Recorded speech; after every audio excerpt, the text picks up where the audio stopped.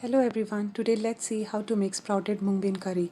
Sprouting increases the protein content of mung beans, making it a low calorie, high protein, low cholesterol food suitable for those who are trying to lose weight. Sprouting takes longer if you live in a cold, dry weather country. Soak half cup of mung beans in enough amount of water for 8 hours. The next day, drain the water, sprinkle some water on top, cover with a lid and keep it for 24 hours in a warm place. You might need to soak it overnight again. There you go, you have the sprouts ready. Remove the peel as much as possible, but don't go too crazy with it. Remember, the peel increases the fiber content. Start by lightly washing the sprouts. Take enough care so that the sprouts don't break. They are now ready to be cooked. Let's roast the spices. Use 1 teaspoon of coconut oil, to which I am adding 1 tablespoon coriander seeds and about 8 peppercorn. I am also adding 2 red chillies.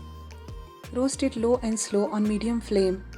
Don't let the spices burn, as it gives a bitter taste to the curry.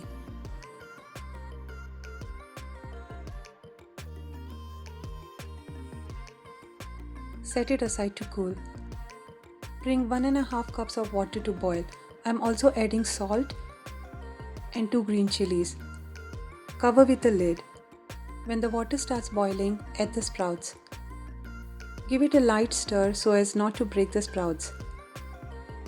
Cook them again for about 20 minutes covered on medium flame. Use this time to grind the masala. We start by using 1 cup of coconut and the roasted spices. Yeah, the spices are very loyal to me.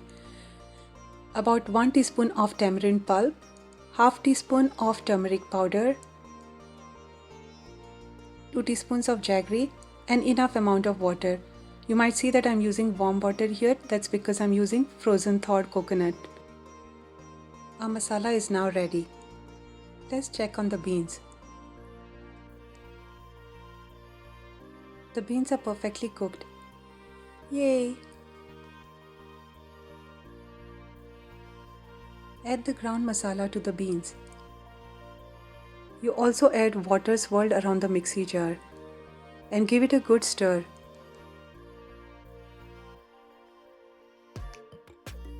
Adjust the consistency of the curry depending on your preference.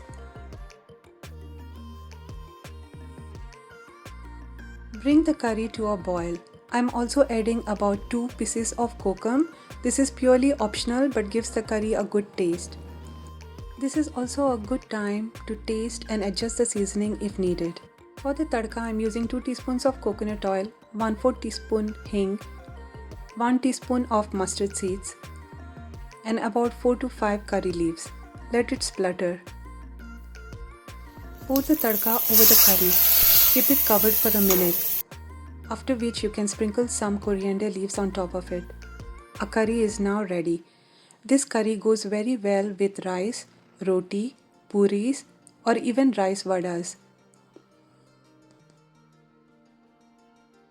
If you like this recipe, please leave a feedback. Stay fit, stay happy.